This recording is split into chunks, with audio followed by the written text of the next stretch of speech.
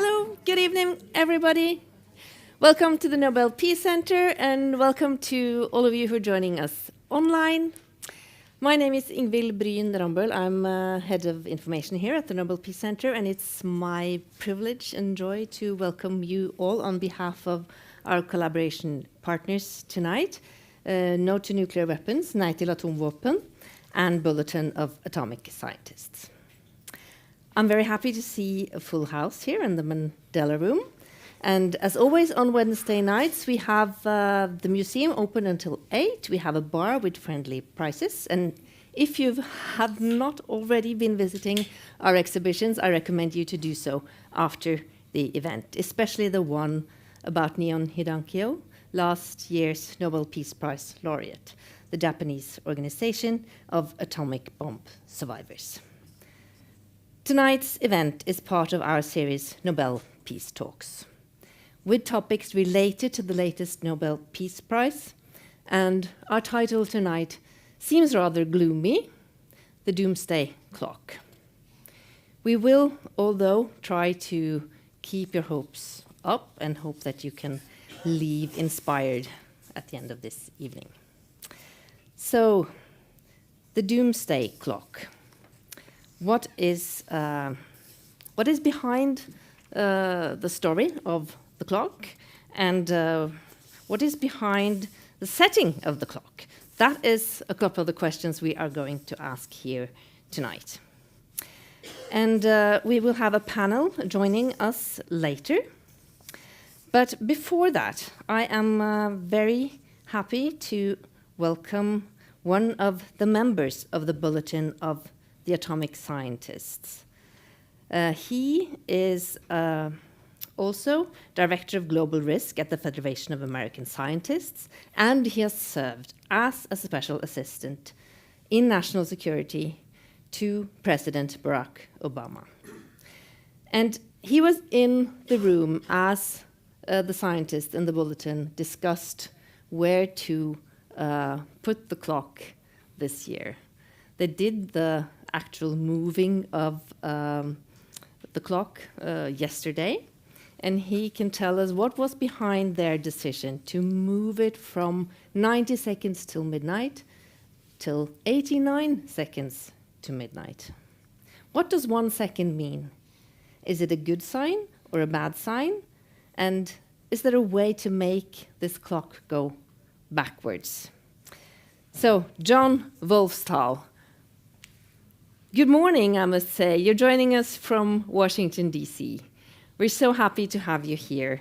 And we're looking forward to hearing more about your work with setting the Doomsday Clock. So the floor is yours. Well, great. Thank you.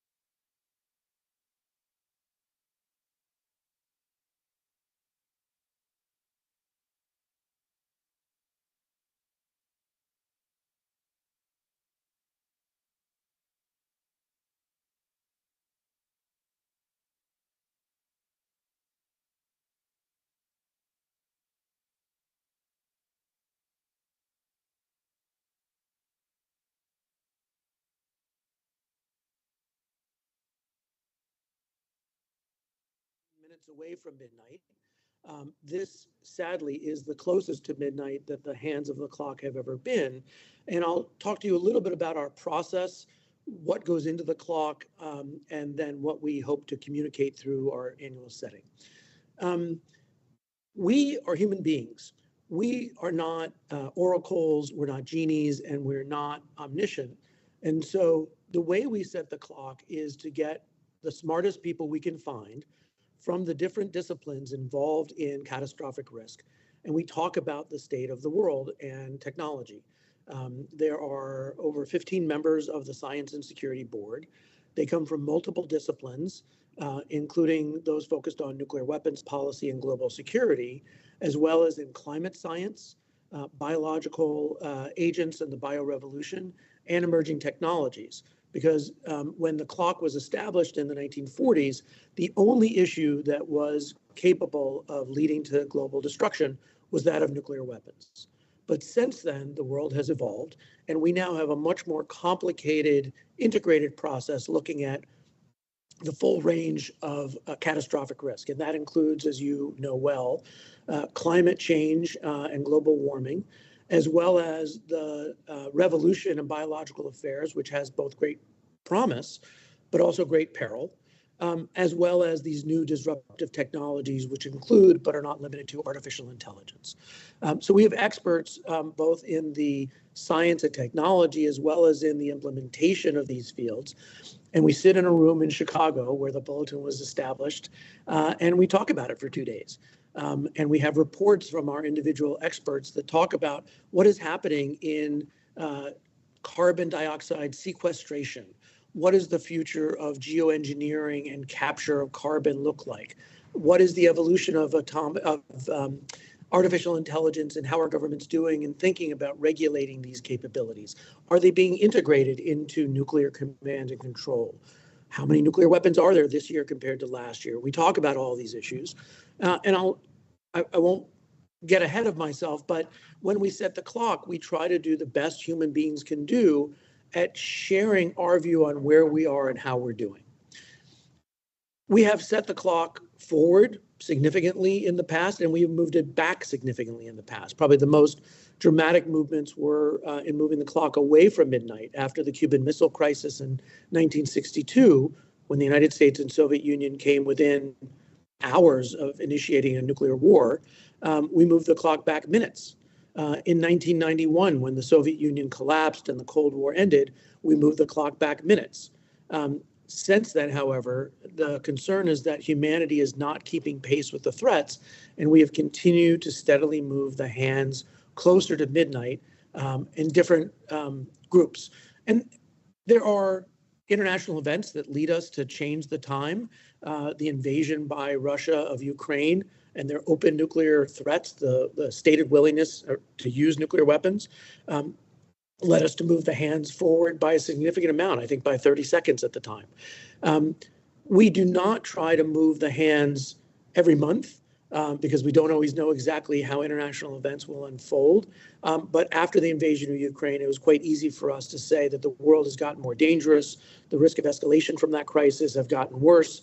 And so we were able to move the hands forward. The same with the election of Donald Trump in 2017. We actually didn't move the hands forward in 2017, but after he withdrew from the Paris Climate Agreement, after he announced that we were going to accelerate and expand nuclear modernization, after he threatened a bloody nose strategy with North Korea, which almost led to conflict, we moved the clock closer to midnight. And so we try to be reflective, but not reactionary or reflexive when it comes to setting the clock.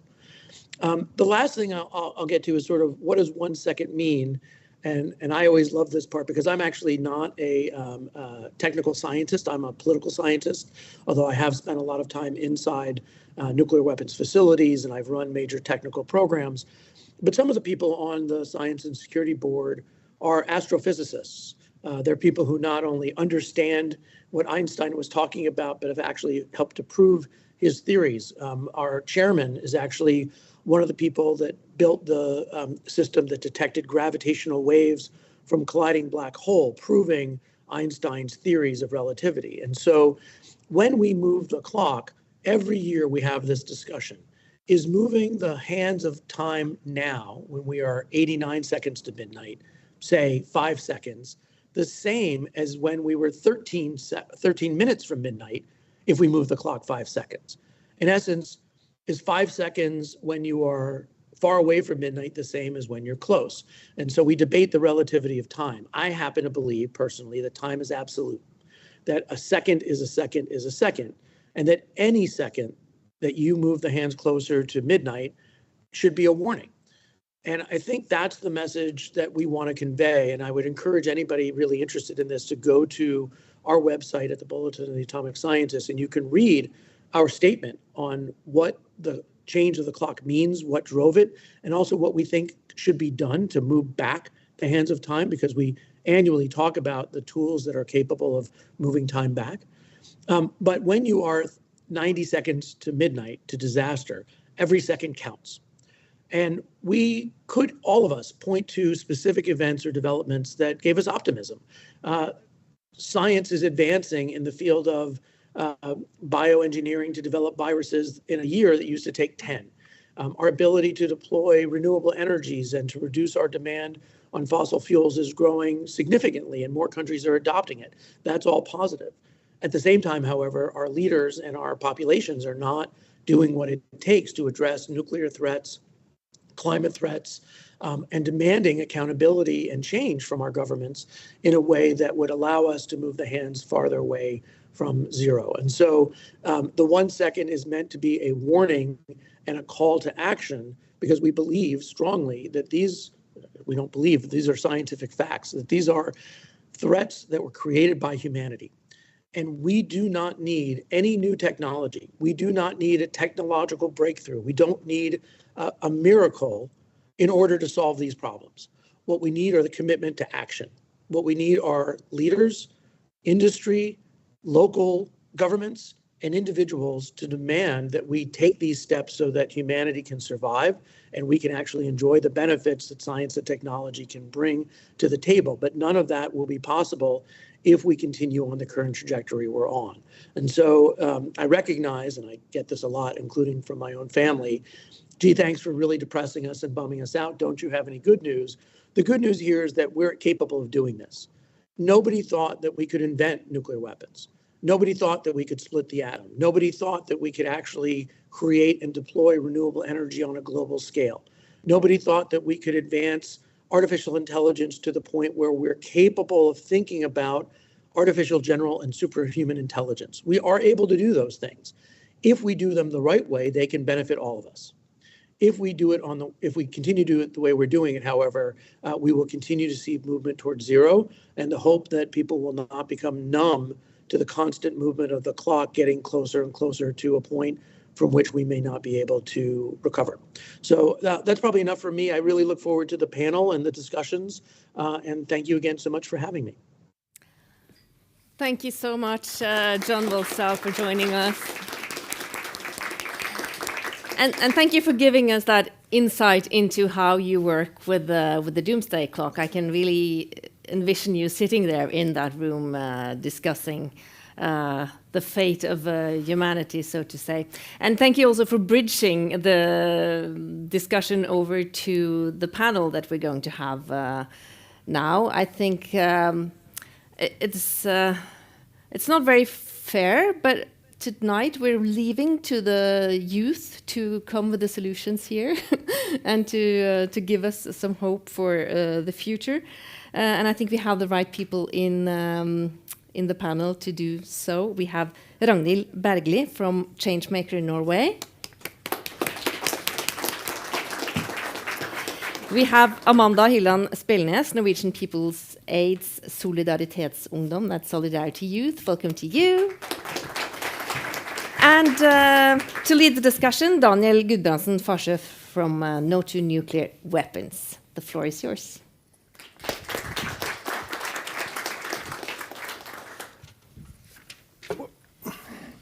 Well, hello, and thank you for the introduction.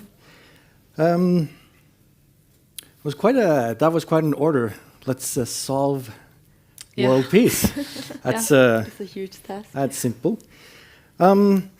Yes, as you just heard, my name is Daniel. I work as a policy advisor for the NGO No to Nuclear Weapons, eller Nei til Atomvåpen. And I myself don't see myself as an expert on the field, ironically, because my job is to write policy notes to politicians and say, hey, you shouldn't do this. But I think the basis that even I can understand that nuclear weapons is a serious threat should be enough to realize that something needs to be done. Ragnhild, you are the deputy chair or the deputy leader for Changemaker Norway. And I asked you, and you described Changemaker Norway as a youth organization who works to remove the basic cause for global injustice and bringing youth to action by showing them alternative things to do, and that the world is not just as long as nuclear weapons exist. Yep, you're nodding to that. That sounds good. Yeah. And Amanda, you are the leader of the Solidarity Youth. And I invited you here because I know you've had a large humanitarian focus. I think you're also a medicine student, are you not? Yeah. Yes. Yeah. Very impressive. And you also sit on the board for the International Campaign Against Nuclear Weapon in the Norwegian division. Yeah. So we heard that the Doomsday Clock has existed since 1947, which is a long time. I wasn't born then. I was born in 1992, which was the year after the clock was moved to 17 minutes to midnight. And it's just, well, it had its ups and downs. I recall my first introduction to the clock was not with policy, but I was actually introduced by music from being a young metalhead in high school, listening to 2 Minutes to Midnight from Iron Maiden. And I was thinking, whew, glad that's over. And yet here we are. When did you hear about the clock first? Was it before or after you got engaged in society? For me, it was around the time when I started being engaged in Solidarity Youth. So that was 8 years ago in 2017 when I was in high school. And it was actually nuclear weapons was one of the first topics that I started working with the Solidarity Youth. And I remember me and my friends, we were arranging demonstration at our high school here in Oslo where we had these posters about nuclear weapons. And I don't really remember exactly when I heard about the Doomsday Clock the first time, but we talked about it a bit in the back room that was it in 2023 that it was set to 90? Yeah, that was a big moment. I remember that, but I'd heard about it before. And nuclear weapons that started when I was in high school and learned about Solidarity Youth, and we work with nuclear weapons, and then I realized how important that work is. Ragnhild, you said the same thing. It was a little bit later than you. It was in 2023, but in my defense, I was just 17. So as a regular high schooler, I think it deserves some praise to actually know about it. And I think I saw it on TikTok being like, oh, we're 90 seconds to midnight. And I was like, okay, what does that mean? But then I started to look into it and was like, oh, that's what it means. And 2023 was also the same year I started engaging in Changemaker with peace politics. So it definitely stuck with me to see that we're so close to midnight. Yes, indeed. And now it's 89 seconds, which we had some discussions at my office. I'm sure at your organizations as well, would it move? And it did move, indicating that the world has not become safer. It has actually taken a step to be a little less safe. It is a sign of recent developments, but for you, does it feel overwhelming? You've been active, and now you see that still the clock has moved. Ragnhild, are you overwhelmed? Not really, actually, to be honest. Changemaker is working on the mandate to change the world, which is not an easy task. Every single day I wake up and go to work to change the world, so of course it's easy to become overwhelmed.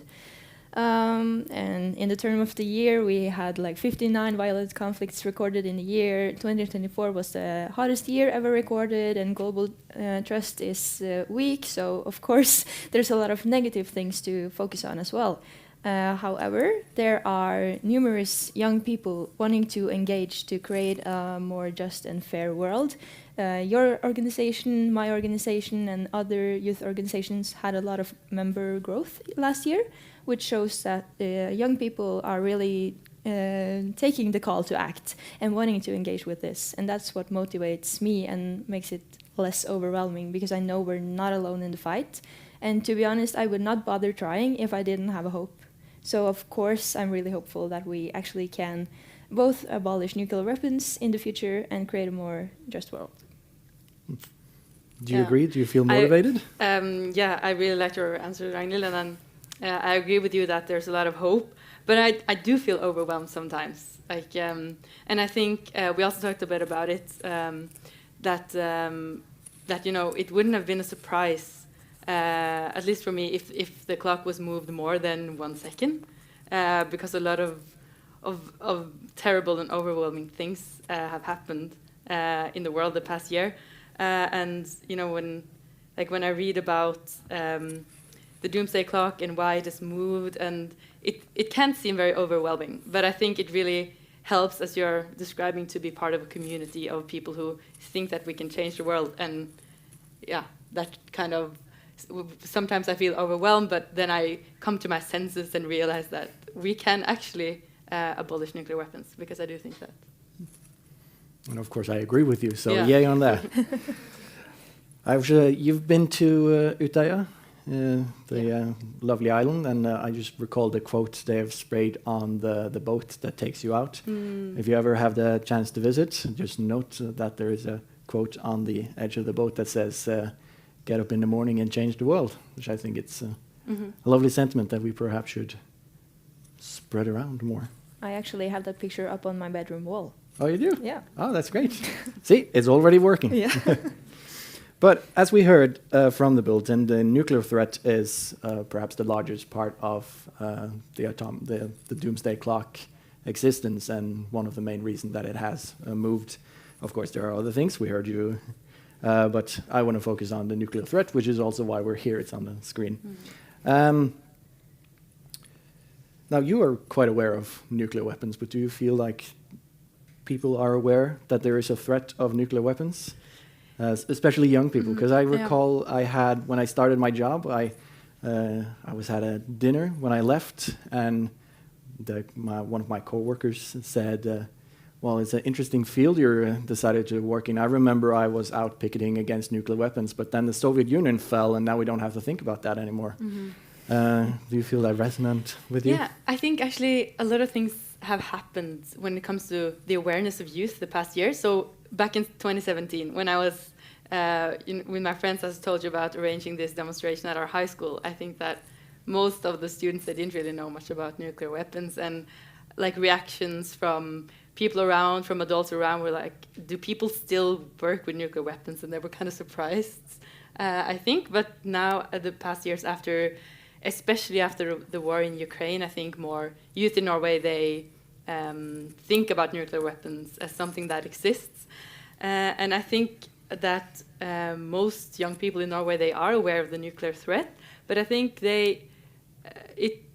when you think about it, it feels so scary and overwhelming. And living in safe Norway, it's very easy to just not think about it. So sometimes I think a lot of people, they think about it sometimes and they can be scared, but then they kind of just push it aside and try to focus on other things. Because in the world today, there's so many crises around the world: climate change, wars, nuclear weapons.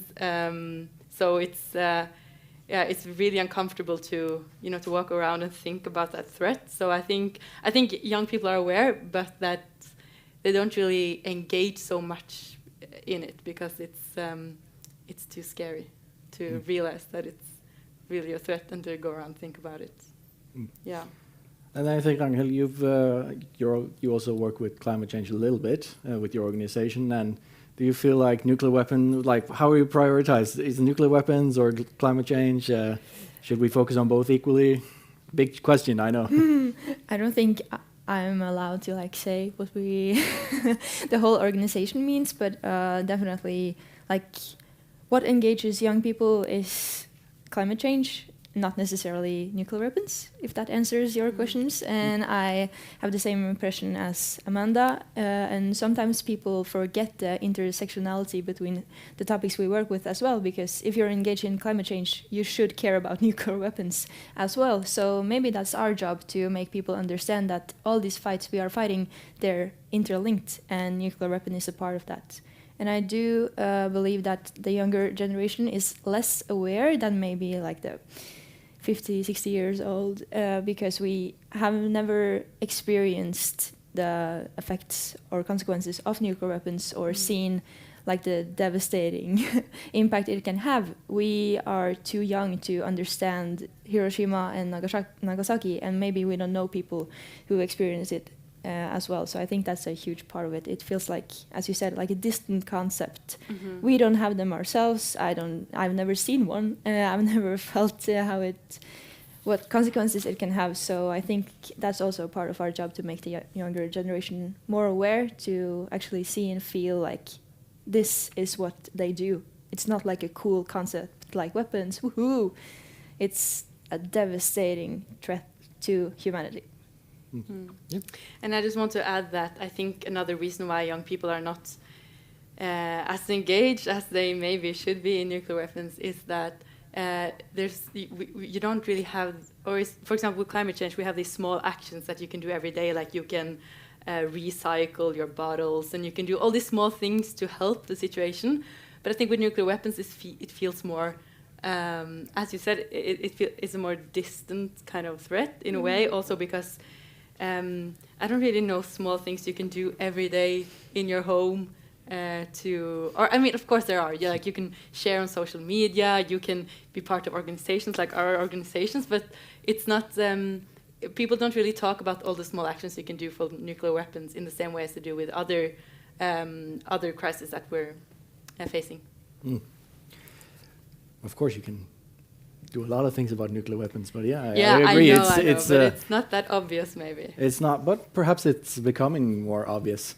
Because I I say recently in quotes, recently read a news article that you have the mental health phone lines that, especially for youth, they can call in and talk about the things that worry them and get perhaps some closure, or at least some assistance on things to do. And I recently read in the newsstand that the conversation are currently more about current events and fear and feeling of hopelessness in that the world might end, and I'm just a little tiny piece of it.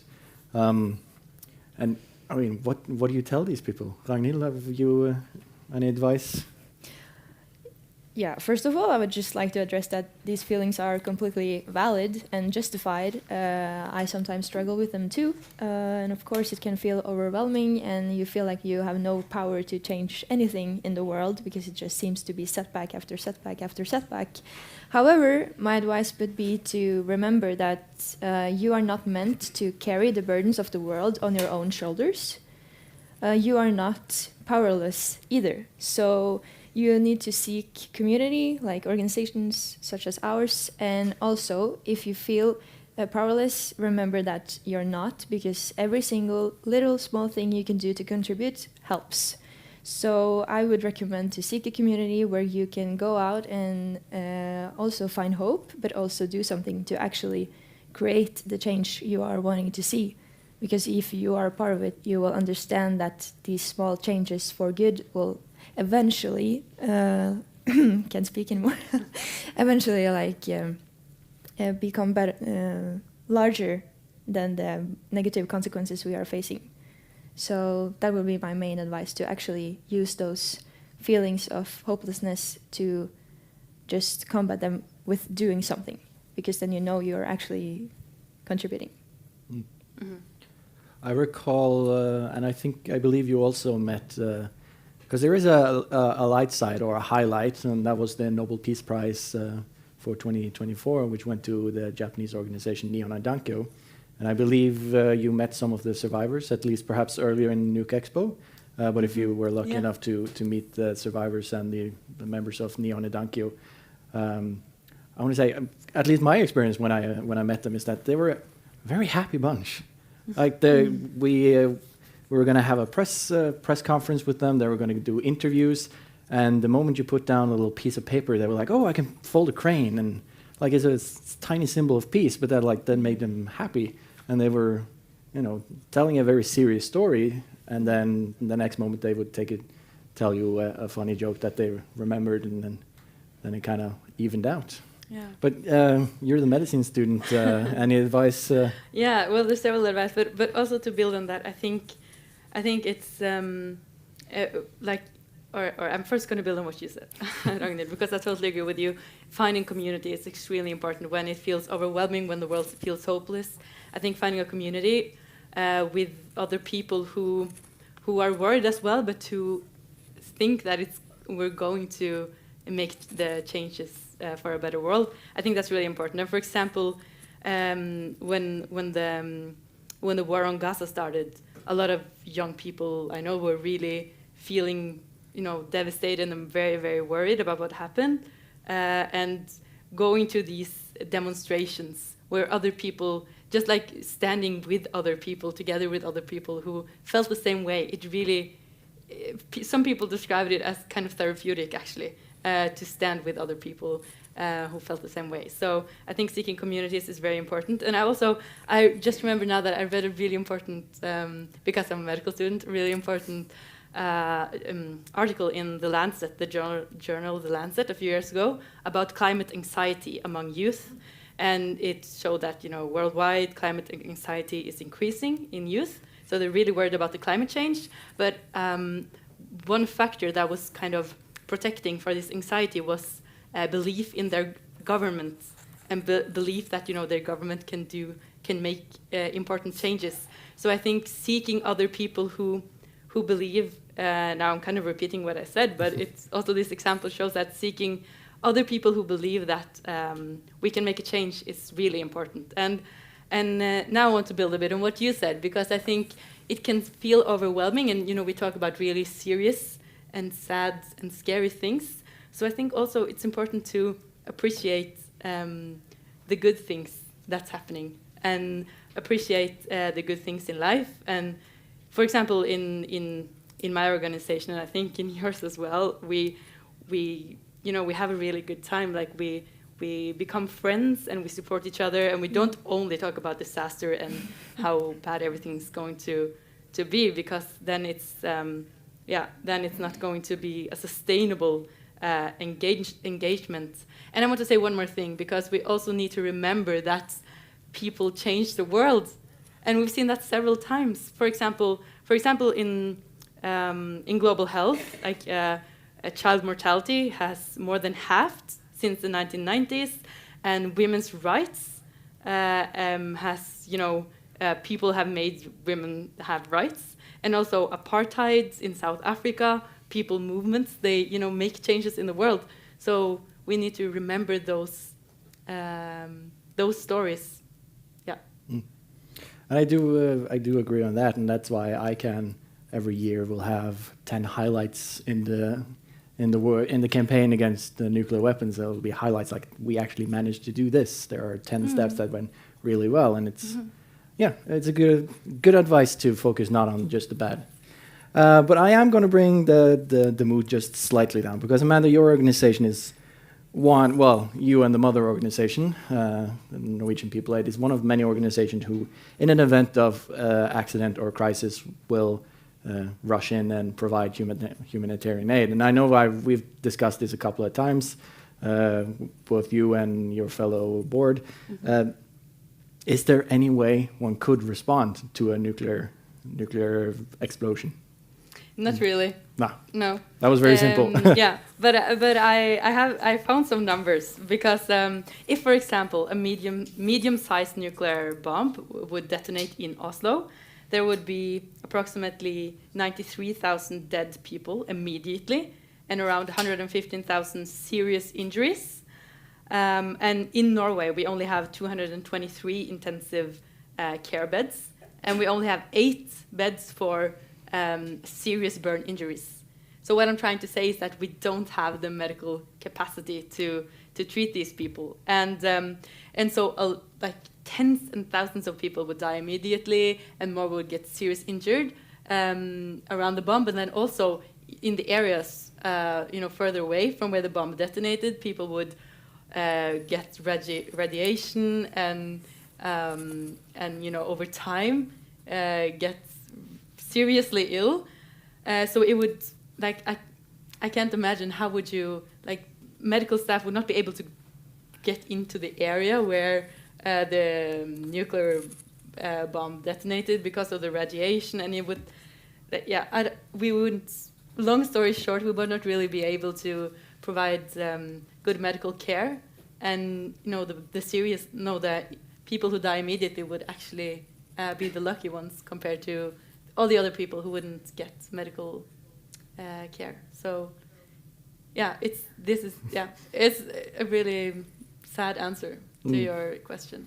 It is. Yeah. And I recommend to the audience to go online. There's a very interesting resource called NukeMap, made by, I believe he's a German scientist. And you can simulate a nuclear explosion anywhere in the world, and it will calculate how it will react and the approximate number of casualties. And I did that, and I also saw it in a presentation at Nuke Expo that was hosted here in Oslo last year. Mm-hmm. And unfortunately, in the simulated realistic event of Oslo being, well, it could happen, to be fair, Oslo being attacked by a nuclear explosion, or it could be accidental, of course, I would not be one of the lucky ones. I would be in the rubble of a very destroyed concrete building, which is not fun. But that just brings us, I'm trying to bring us back to the term of nuclear threat, because there are things happening in the world, and recently, and this is probably best for you, Ragnhild, I know your organization have worked a lot with weapon controls, but recently, I want to say military personnel and generals, and most recently the NATO General Secretary called on the removal of ethical guidelines because they were a hindrance to defense funding. And also there's a political party here in Norway, Høyre, who put in their party program that they wanted to remove the ethical guidelines of our global pension fund, oljefondet, because they wanted to increase spending to defense. But the way they wanted to do that was to remove the rule that said that you could not invest in nuclear weapons. And that kind of brings us to like a little interesting point that I want to explore for a few minutes. And Ragnhild, you first.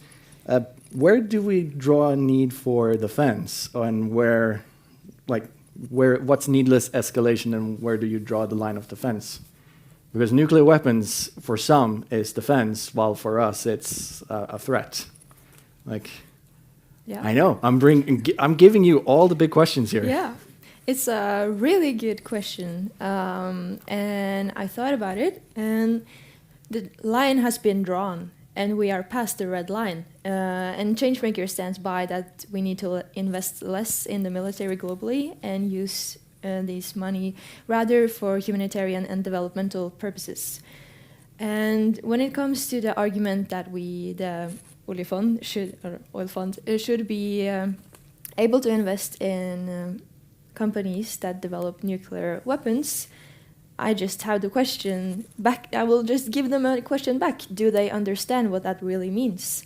It means that we are supporting the development of weapons that can destroy our humanity. And although we can talk about security, politics, and how it has changed after the war in Ukraine, and that we live in a more unstable world, and that we need better defense, I don't believe, and Changemaker does not believe either, that nuclear weapons and an armament is a part of defense. So we also draw the line at what goes against the law and what goes against fundamental humanitarian principles. We are not against the defense industry. Of course, there are forces in the world, authoritarian forces threatening democracies worldwide, and we should be able to defend against them. That is why we have a military. So we are not against having a military, but we are against opening up for the potential breach of humanitarian principles that we have agreed upon for decades, and just to gain more money. And I would just ask them. You wrote in the question that a NATO top general said that the finance industry was stupid for not investing more into weapons and governments to deregulate restrictions. Is it not then more stupid to breach ethical guidelines that we have agreed upon for so many years just to gain profit? I would, of course, agree with you that it is pretty stupid to breach the rules. They should set be for here games, to answer for themselves. Yeah, they should. Let's bring them in next time, and we'll ask them. Because do you think that the NATO General Secretary watched the announcement of the Doomsday Clock yesterday? No. I don't think. I do not think so. But moving on, because I see the time is running out. But I mean, there is at least I feel a sense of dread. Of course, we shouldn't always not only focus on the negative, but there's still a feel of dread. And as a society, are we becoming more hawkish to war? Like, are we becoming indifferent? Are we traveling in a way that the Doomsday Clock is warning us that we shouldn't go to? I don't think that people become more tolerant to war, if that's what you're saying. Or if that's your question. I framed it a little bit poorly, but let's go with it. Yeah. No, I think that people, at least young people, I think when they see what's happening in the world and they see all the wars and the nuclear threat, the climate change, everything that's going in the wrong direction, I think people value peace more, actually. And they see that we cannot really take peace for granted.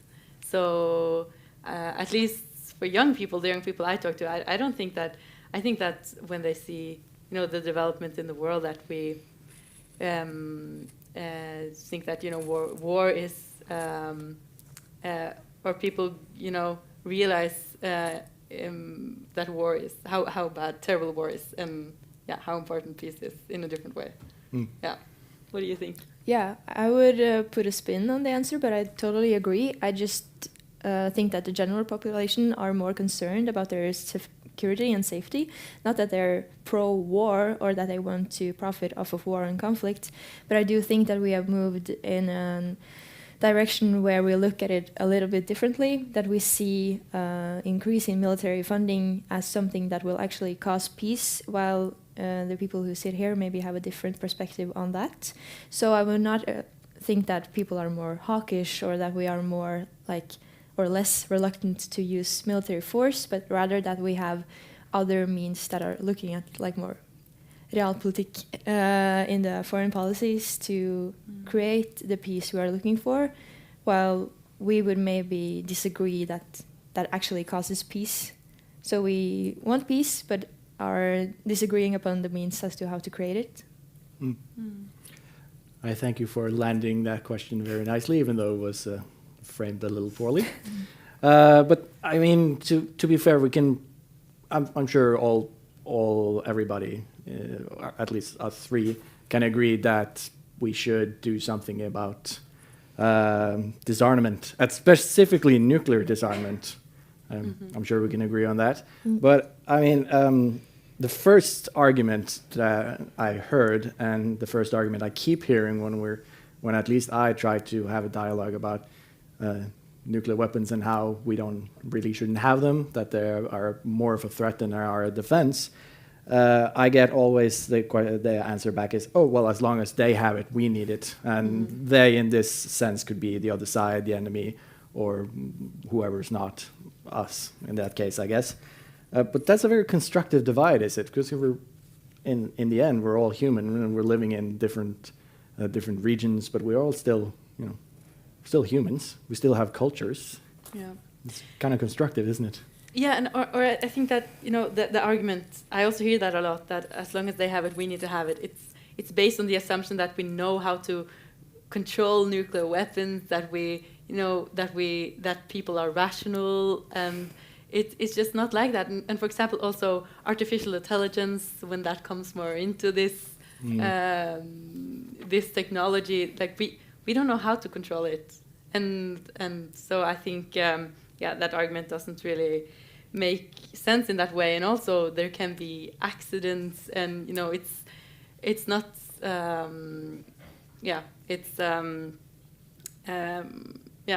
it's that I hear that argument also a lot, but there's a lot of reason why it's not valid. But there is 12,000 and something nuclear warheads in the world currently, and there is a report or a scientific paper that says that, for instance, India and Pakistan, who are both nuclear weapon powers, were to have just what was a quote, a small nuclear war with about 150 to 100 warheads, that would still create a nuclear winter for Norway and Scandinavia as a whole, and we would not have a very good outcome, and we were not even part of a conflict like that. So how do we explain the need for disarmament? And I'm going to point at you, Ragnhild, first. Yeah. How would you explain it? I definitely have the answers. No, but first of all, we would like to add a little bit about what you said. It's not like, why are we excluding someone from the we? We are all we, as long as we have nuclear weapons, meaning the whole world. As long as there exists nuclear weapons in the world, we are looking at our possible own extinctions. So it's not we and they, because if they do, we do. If we do, they do. Yeah. So we are everyone. And of course, there has been work towards disarmament for several decades, and I'm sure that all the arguments we have, they have heard before. But for Changemaker, we are most focused on the moral and humanitarian aspect of this, because we believe that the argument of the consequences that the use of nuclear weapons could possibly have and are proven that will have should be enough to abolish them. As Amanda mentioned, 93,000 deaths just like in the epicenter. That's insane. That's a lot. You should not just look at that number and be like, okay, well, I'm keeping my nuclear warheads. It's okay. I need them to ensure the geopolitical stability around me. So we believe that that should be enough. And also, maybe the way forward is to frame it more as a first step. We should not. I think most people think that. We talked a little bit about it in the back room as well. When we say we want to abolish nuclear weapons, we are met with okay, so you want everything to just be gone tomorrow? No, this is not what we mean. We mean a mutual disarmament. So we want to frame it as a first step. And if you take the first step, you are showing that you are willing to actually do something good, and that should give you some moral authority in the global world as well. This should be something you are looking to do. So maybe just looking at it as a long process that we all want to do to ensure the safety of humanity, and not forgetting the concept of that we are actually everyone, maybe. But it's a long process, isn't it, Amanda? It's a long process. It's a long process, yeah. It's been going on for many years. Yeah. Yeah.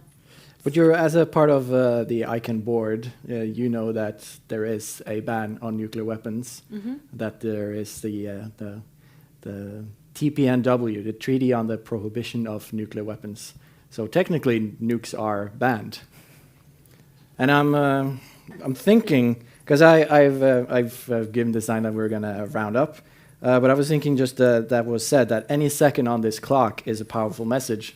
So quickly, do you think we can use 1 second on the clock to change Norway's position on nuclear weapons and have them sign the ban treaty?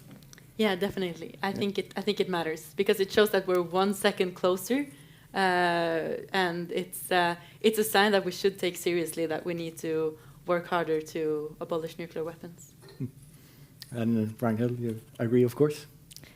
Yeah, we should at least try. Yeah. And that's the story we're going to take from this. At least we're going to try. By this, I'm going to give the floor back to Ingvild. And do you want us down from the stage?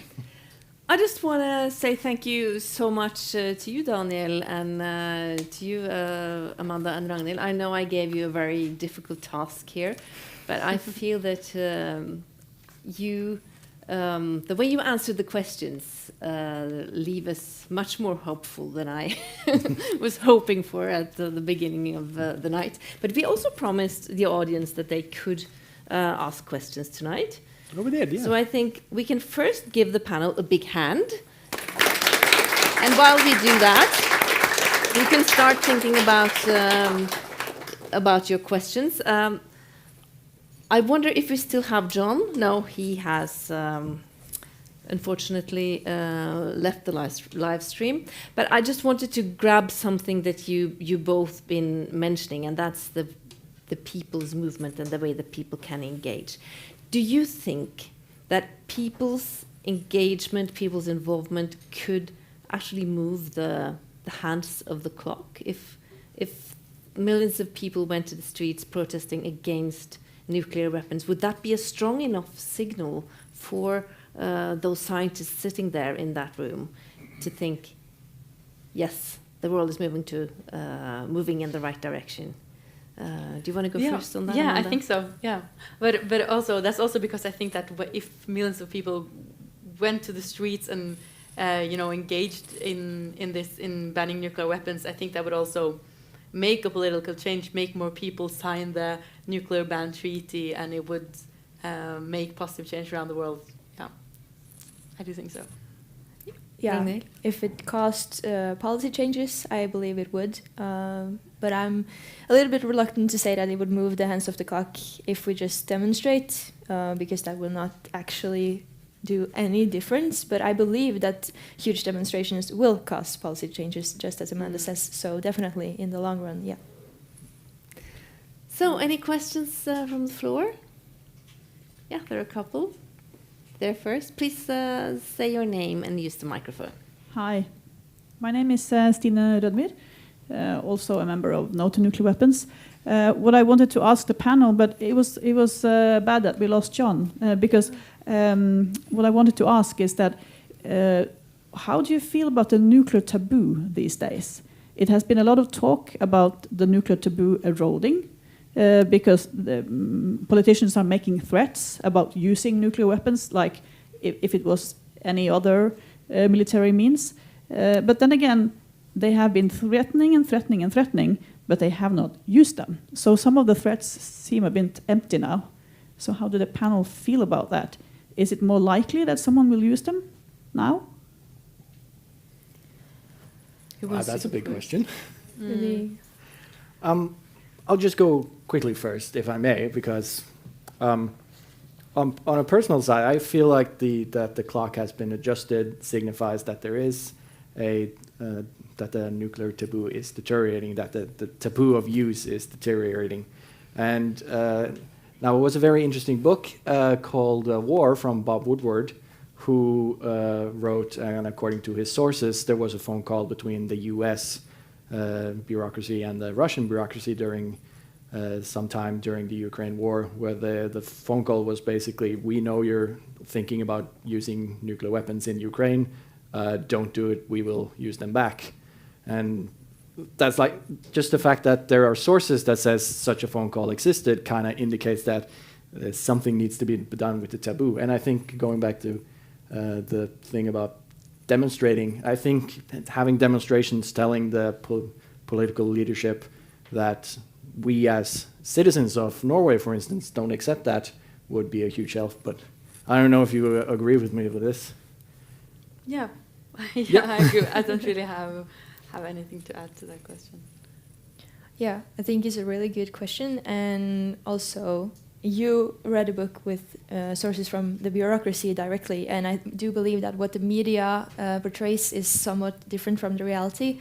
So we should also keep that in mind, that there's a lot of stuff going on in the back rooms. But when it comes to the taboo, I would actually look at it as a good thing that these threats are seemingly empty and getting more and more empty, because then maybe the policymakers and politicians will understand that, okay, since we actually there's no use to threat with them anymore, we should start abolishing.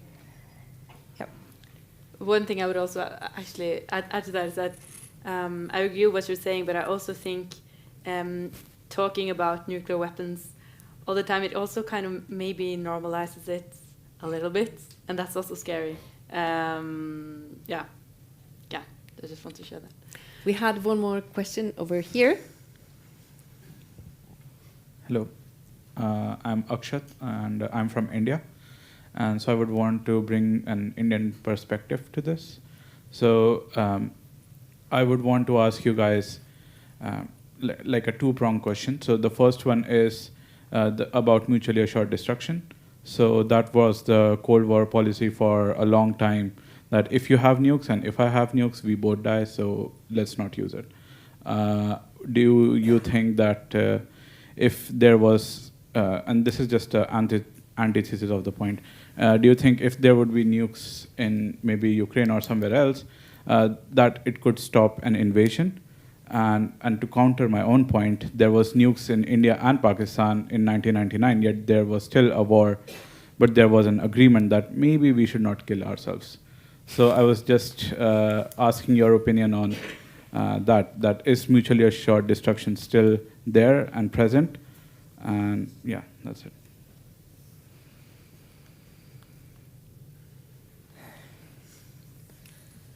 Yeah. What's the first? The questions are not getting any easier. Yeah, Who no, they're wants not to go getting next any on I that? know. Technical question. I would answer your first question with your own counterpoint. That's to look at the conflict between India and Pakistan. I believe that if Ukraine had nukes or was in the possession of one or even the member of NATO, I don't think that would stop the invasion of Ukraine. But that's just my opinion. Yeah. Not qualified to answer. Yeah. But I think also to build on that like we don't really know if nukes or if this has ever stopped the war, like this what you're describing. So, but it's a very difficult question. I don't really know how to answer it in a good way. Or maybe you do. Well, it's an interesting point about the mutually assured destruction, because even when you had the system, and I would argue it still exists, because any use of nuclear weapons, there is, according to, again, US sources in the military, they've calculated the probability of a return strike for any attack, and that they could not find a probability where there wasn't a return fire of nuclear weapons. So technically, the mutually assured destruction aspect is still there, even though it's not a policy. But even then, when they had it, they were still like, okay, we have mutually assured destruction. Do you know what we need to do? We need to build bunkers that make sure that we are not destroyed. And so it just it keeps on rolling. Like, it's mutually assured destruction until you find a way to not make it mutually assured. And even then, in modern times now, they're going to some basic into international relations. In the Cold War, for most of the part, you had the US and you had the Soviet Union, which is a bipolar system, which is, as long as there's not a policy shift in either of those bases, then it's pretty stable, because you know what your counterpart is doing. Right now, you have 9 countries that, well, 9, right? Yes, please help me. 9 countries that had nuclear weapons. And so it's not a bipolar anymore, it's multipolar, which basically means that you have not a black and white situation. You have a whole variety of degrees on different policies, and that just makes it very unstable. So, for instance, you can have an agreement between the US and Russia right now, and then you'll have North Korea going, yeah, but I want to use mine. And then everything is, it doesn't matter what the Russian and US have agreed, because North Korea have started a war, which is also the basis of another good book that I would recommend, which is Annie Jacobson's Nuclear War: A Scenario, which explores a scenario where the US is attacked, and it kind of nullifies every agreement you have, because somebody somewhere had a bright idea, so it doesn't matter. Sorry, that was a very long way to answer it. But I think I just want to thank you so much for joining us tonight and for answering the difficult questions and talking about these very, very difficult questions. Because here at the Nobel Peace Center, we really believe in talking about the difficult things. If you go to the exhibition about Niamh Dankyo, you will see that at the end of the exhibition, there's a block of paper with talking points written on them. And you can tear off 1, 2, 3, 4 of those, put them in your pocket, bring it with you, and use them whenever you need to discuss the topic of nuclear weapons with somebody. And I recommend you to do it, because talk matters and actions matters, and we can all do something. It's like those little cans we sort, and the plastic and the waste sorting and all of that. We can do the small actions, and they matter as well. And I think that is something that gives us hope as well. So I want to thank you for engaging tonight. Thank you for being here.